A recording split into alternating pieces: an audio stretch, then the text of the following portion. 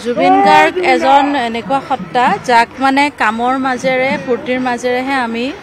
মানে উদযাপন কৰা উচিত হয় না এনে শ্ৰদ্ধাঞ্জলি দিয়াতকে তো এতিয়া আমি সেই কামবিলাক আমি ডিসাইড কৰিব লাগিব আমি কোনবোৰ কাম কৰি তেওঁক উদযাপন কৰিম তেওঁক মনত ৰাখিম হয় না আৰু তেওঁ কামখিনি আমি আগবঢ়াই লৈ যাম ভৱিষ্যতলৈ বা এটা গ্লোবেল প্লেটফৰ্মলৈ লৈ যাম সেইমতে আমি কামখিনি কৰিব লাগিব তেনেকৈ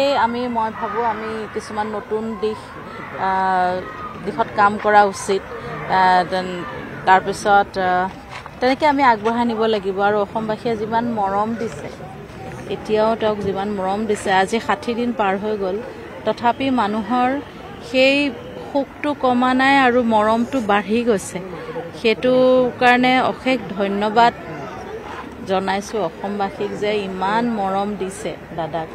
আৰু আশা কৰোঁ আপোনালোকে নিজৰ ক্ৰিয়েটিভ ৱৰ্কেৰে তেওঁৰ কামখিনি আৰু আগুৱাই নিব তেনেকৈ আমি তেওঁক উদযাপন কৰি যাম থেংক ইউ গৰিমা বৌৰ আৰু আপোনাৰ স্বাস্থ্য এতিয়া কেনেকুৱা বৰ্তমান মই ঠিকে আছোঁ বৌৰ স্বাস্থ্য অলপ বেয়া আমি কেয়াৰ লৈ আছোঁ যত্ন লৈ আছোঁ ঘৰতে অলপ দিনতে 7 দিন মাজতে হস্পিটেলাইজ কৰিব লগা হৈছিলে সদ্যহতে হস্পিটেলৰ পৰা ৰিলিজ দিছে আমি ঘৰতে তেওঁৰ যত্ন লৈ আছোঁ আশা কৰোঁ অতি সোনকালে তেওঁ সুস্থ হৈ উঠিব অলপ কষ্ট পাই আছে মনত যেহেতু তেওঁৰ প্ৰথম কেইদিন অকমানো তেওঁ সময় দিয়া নাই ৰাইজকে সময় দিলে গতিকে এতিয়া তেওঁ যেতিয়া কথাখিনি অলপ বেছিকৈ অনুভৱ কৰিছে কষ্টটো বেছি পাইছে সেইটো কাৰণে অলপ আমি কেয়াৰ লৈছোঁ যত্ন লৈছোঁ আজি দাদাৰ এই বিশেষ দিনটোত সকলোৱে কিবা নহয় কিবা এটা উপহাৰ লৈ আহিছে পূৰ্বৰ দিনৰ